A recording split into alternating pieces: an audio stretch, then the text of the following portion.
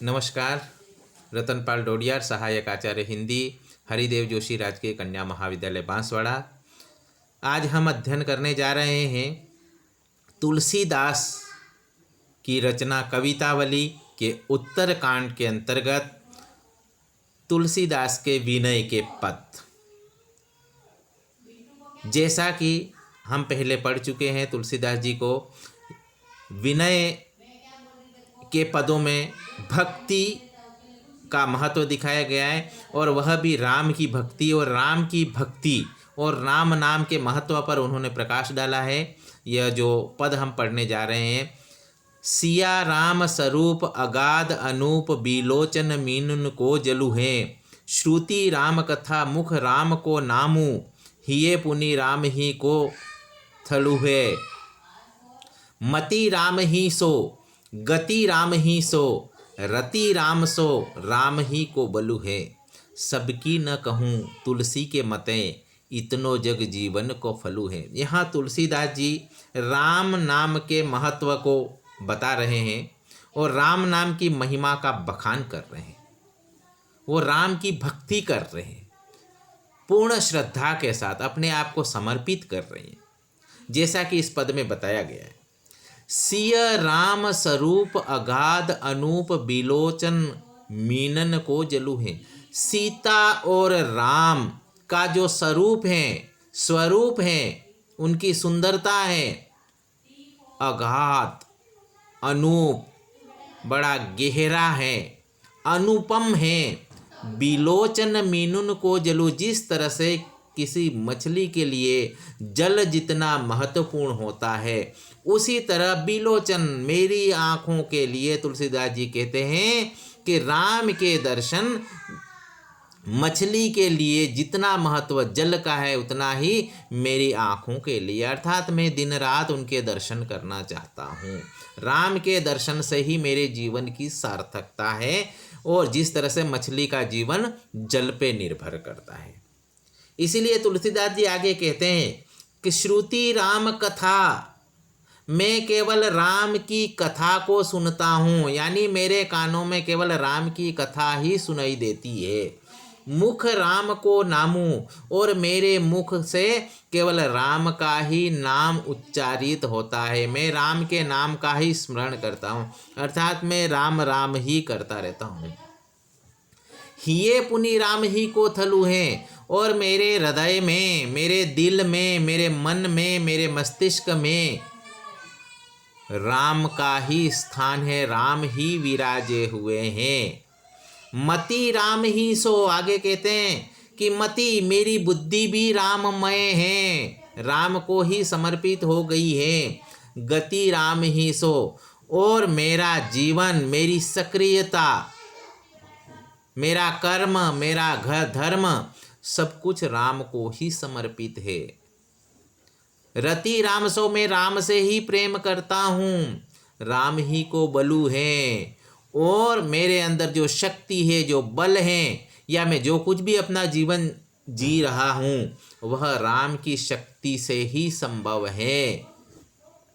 सबकी न कहूँ, तुलसीदास जी कहते हैं कि मैं सबकी बात नहीं करता हूँ तुलसी के मते, लेकिन मेरे अनुसार इतनो जग जीवन को फलू है। वो कह रहे हैं कि जग जीवन को फलू है, अर्थात ये मेरा जो जीवन है, इसमें जो मुझे फल प्राप्त हुआ है, जिस तरह से मैं जी रहा हूँ, या जीवन रूपी फल जो इस संसार में मुझे प्राप्त हुआ है, वह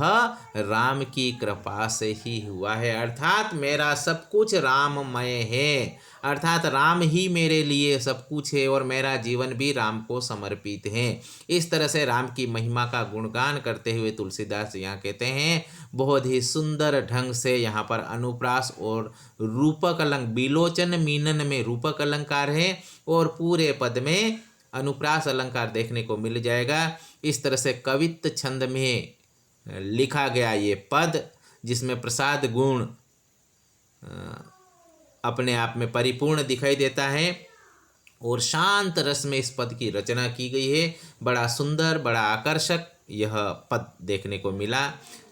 इसी तरह हम आगे बढ़ें तो अगला पद है वो भी विनय से ही संबंधित है कवितावली का यह पद। और इस पद के अंदर कवि आगे कह रहा है इसी क्रम में, गज बाजी घटा भले भूरी भट्टा, बनीता सूत भोह तके सब वे, धरनी धनु धाम शरीरु भलो, सुरलोक हूँ चाहे इहें सुख स्वे, सब फोकट साटक हैं तुलसी अपनो न कछु सपनो दिन द्वे, जरी जाए सो जीवनु जानकी नाथ जिए जग में तुम्हारे बिनु है।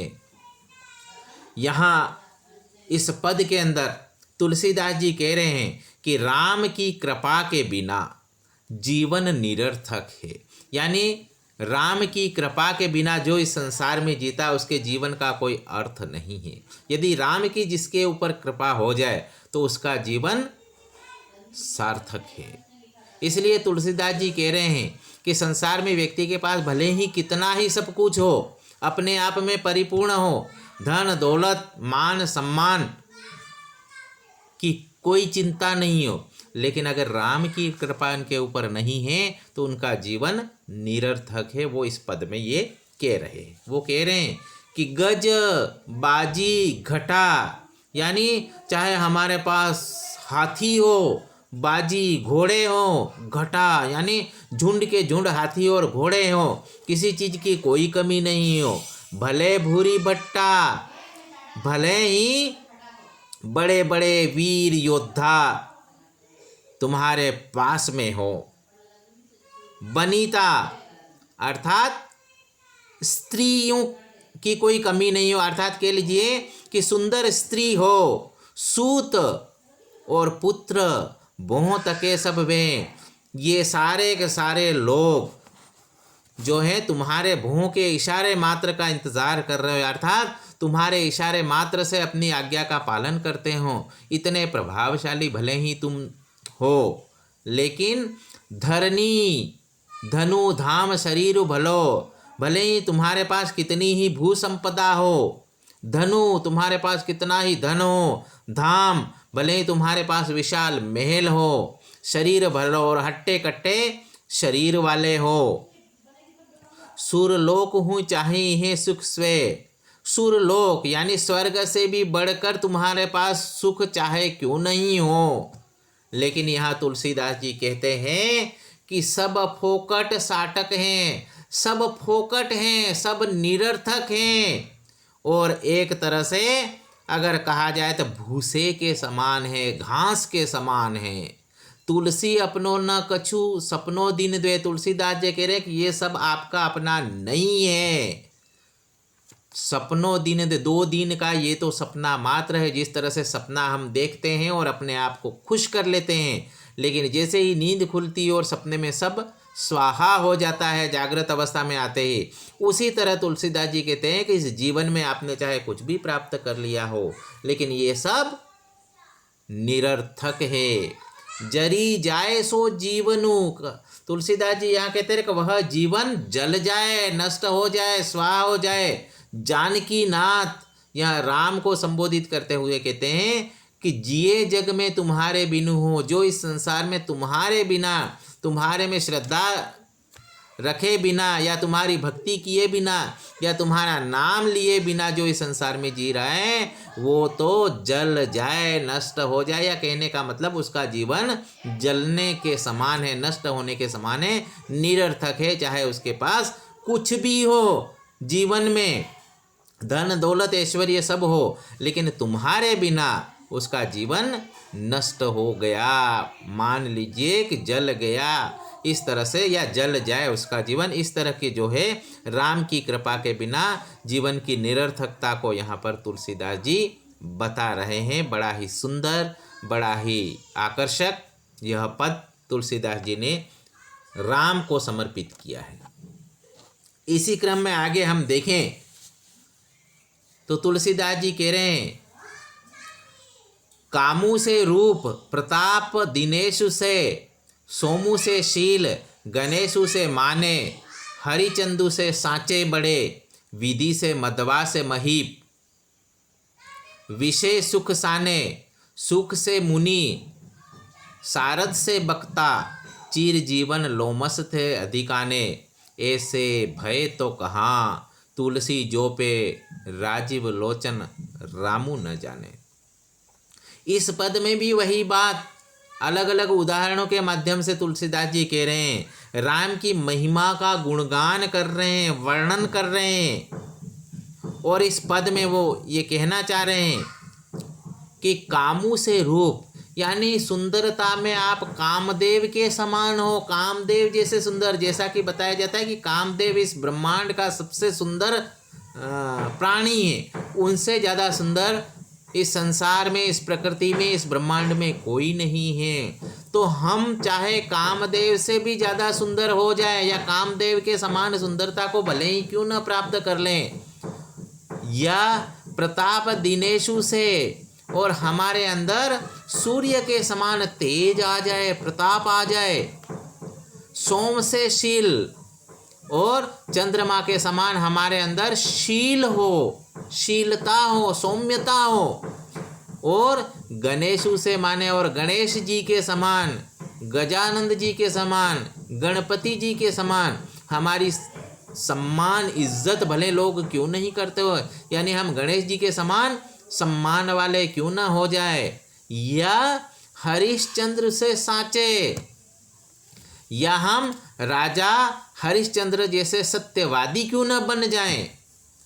बड़े विधि से या विधाता स्वयं ब्रह्मा से हम बड़े क्यों न हो जाएं, मध्वा से महीप और इंद्र से भी बड़े राजा क्यों न बन जाए, इंद्र से भी बड़े राजकाज हमें प्राप्त, ऐश्वर्य प्राप्त क्यों नहीं हो जाए, विशेष सुख साने, और जितने भी सुख हैं वह विषय वासनाओं से परिपूर्ण, विषय सुख साने, अर्थात विषय वासना और सुख से हम भरपूर क्यों नहीं हो, सुख से मुनि और शुक्राचार्य जैसे हम मुनि महात्मा क्यों नहीं बन जाएं, ऋषि क्यों नहीं बन जाएं, प्रसिद्ध ऋषि क्यों नहीं बन जाएं, सारथ से वक्ता और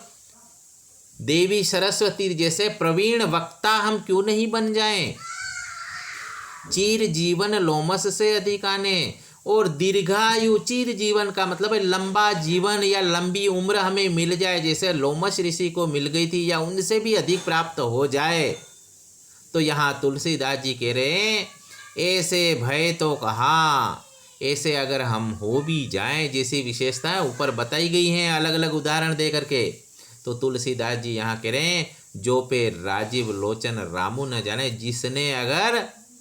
राजीव लोचन, कमल नयन, कमल के समान सुंदर आँखों वाले रामू न जाने, राम को अगर जिसने नहीं जाना है, राम को जिसने नहीं पहचाना है, राम का जो स्मरण नहीं करते, राम के प्रति श्रद्धा नहीं रखते, या राम की भक्ति नहीं करते, या जीवन में राम को नहीं जानते हैं,